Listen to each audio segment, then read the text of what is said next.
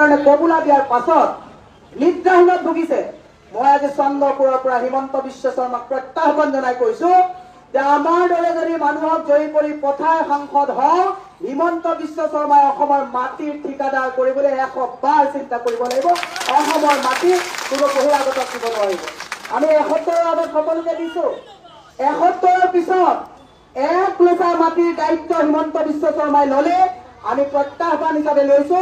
অসমৰ জাতি মাটি ভেটিৰ দায়িত্ব অসমৰ ৰাইজে ল'ব আৰু কোনো প্ৰতিনিধিয়ে ভাবিব নালাগে যে তেওঁ এটা সমষ্টিৰ পৰা জিকি গ'ল কাৰণে তেওঁ অসমৰ মালিক নহয়। হিমন্ত বিশ্ব শৰ্মা অসমৰ মালিক নহয়। আৰু যদি মালিকে হয়, ভুৱা অৰুণোদয়ৰ ফৰ্ম দি পেলাই হিমন্ত বিশ্ব শৰ্মাই ভোট কিয় ল'বলৈ বিচাৰি ফুৰিছে? ইমান যদি বিকাশ কৰিছে, দম আছে যদি হিমন্ত বিশ্ব শৰ্মাই ডুপ্লিকেট ফৰ্ম বন্ধ কৰি পেলাই তেওঁ এনেই ভোট বিচাৰক। বিকাশটো কৰিছে মহিলাসকলৰ। সেয়ে মই আপোনালোকক আহ্বান জনাইছো যে এইখন যুঁজ কেৱল কংগ্ৰেছৰ যুঁজ নহয়। আজি আমাৰ লগত লুৰিণজ্যোতি গগৈ ডাঙৰীয়া আছে, অখিল গগৈ ডাঙৰীয়া আছে, অন্য সহযোগী দল আছে। আমাৰ দলৰ লগত তেওঁলোকৰ মতবিৰোধ আছে, মত পাৰ্থক্য আছে, কিন্তু আমি ঐক্যবদ্ধ কি কাৰণত হৈছো? আমি অধিকাৰ হেৰুৱাব গৈ আছো। আমি আন্দোলন প্ৰতিবাদ কিয় কৰো? যেতিয়া চৰকাৰ স্বেচ্ছাচাৰী হয়, যেতিয়া চৰকাৰে পাব্লিকৰ কথাবিলাক নুশুনে, তেতিয়া আমি আন্দোলন আৰু প্ৰতিবাদ কৰি চৰকাৰক বাধ্য কৰাও যে আমাৰ ভোটেৰে জয়ী হোৱা চৰকাৰে 100 বাৰ চিন্তা কৰিবলৈ যে ৰাইজৰ জনকল্যাণমুখী কামৰ বিপৰীতে যাতে কাম নকৰে। সেইকাৰণে আজি আমাৰ সংবিধান যিখন আছে তাত বাক স্বাধীনতা নাইকিয়া কৰা হৈছে। মণিপুৰত উলংঘভাৱে মহিলাক পেৰেড কৰা হ'ল, প্ৰধানমন্ত্ৰী নগল। জোনমণি ৰাভাক পৰিকল্পিতভাৱে হত্যা কৰা হ'ল। জোনমণি ৰাভাৰ মাতৃক বাধ্য কৰোৱা হ'ল কেছ উঠাই ল'বৰ কাৰণে। এতিয়া বেটি ক'ত গ'ল? অসমৰ বেটিক কওক, মণিপুৰৰ বেটিক কওক, বিলকিছ বানুক কওক, মনীষা বাল্মীকিক কওক, অৰ্ণমাই বৰাক কওক, ইন্দ্ৰজিৎ হবিলদাৰক কওক, এওঁলোক না বেটিৰ লগত আছে না এওঁলোক যুৱকৰ লগত আছে। এই কথাখিনি আমাৰ মাতৃ সমাজে বুজিব লাগিব। মই এতিয়া আপোনালোকক আহ্বান জনাইছো, যেতিয়া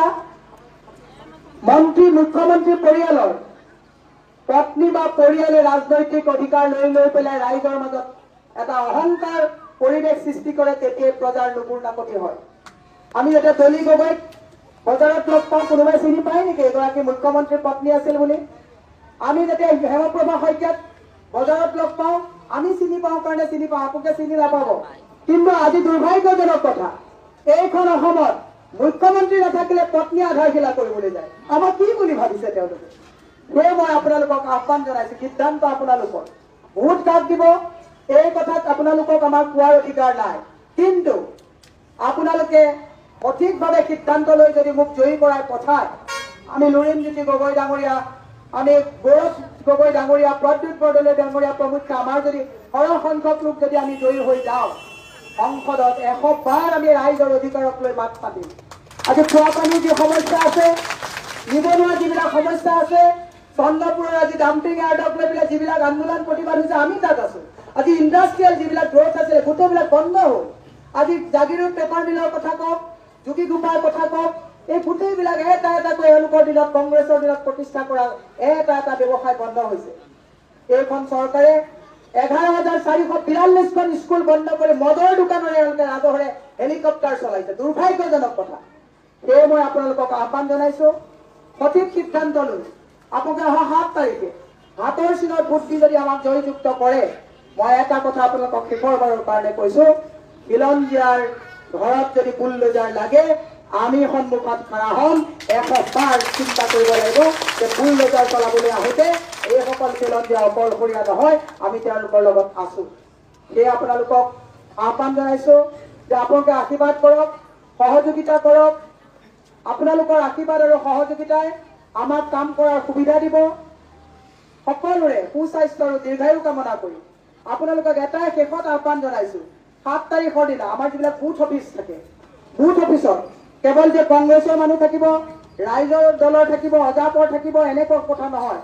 প্ৰত্যেকজন দেশক ভাল পোৱা, প্ৰত্যেকজনে সংবিধানখনক সন্মান কৰা, প্ৰত্যেকজনে অসমৰ জাতি মাটি ভেটিক সন্মান কৰা প্ৰতিজনে বুথৰ অফিচত আপোনালোকে পহৰা দিব লাগিব। আৰু পুলিং এজেণ্টসকলক সষ্টম হৈ থাকি EVM যেতিয়ালৈকে ষ্ট্ৰং ৰুমলৈকে নাযাব, ফৰ্ম 17 যেতিয়ালৈকে ফৰ্ম চিগনেচাৰ কৰি আমি ষ্ট্ৰং ৰুমত EVM ভৰাই থৈ আহিব নোৱাৰিম তেতিয়ালৈকে আমি পহৰা দিব লাগিব কাৰণ আমাৰ পহৰাটো সূক্ষ্ম হ'ব লাগিব শুদ্ধ হ'ব লাগিব প্ৰধানমন্ত্ৰীৰ নিচিনা চকীদাৰ হ'ব নালাগে যিজন প্ৰধানমন্ত্ৰীয়ে চকীদাৰ কৰি এটা এটাকৈ আমাৰ বস্তু আদানী আম্বানীক চমজাই দিলে সেয়ে মই আশা ৰাখিছো মই আপোনালোকক শেষত মোৰ কথাটো কৈছো মোৰ হাতত পইচা নাই মোৰ টকা পইচাৰ প্ৰতি মোৰ লালসাও নাই মই আপোনালোকক টকা পইচা দি পেলাই ইলেকশ্যন খেলিবও নোৱাৰো মই আপোনালোকক এটাই কথা কৈছো আপোনালোকে মৰম কৰক সহযোগিতা দিয়ক মই যদি জিকি আহো মই আজিয়ে ৰাইজক প্ৰতিশ্ৰুতি দিছো কোনো কামৰ কমিশ্যন বিচাৰি মিলাবৰ ঠাকুৰ নাযায় কাৰণ মোৰ চহকী বা ধনী বহুত টকা থকাৰ বাসনা থকা হলে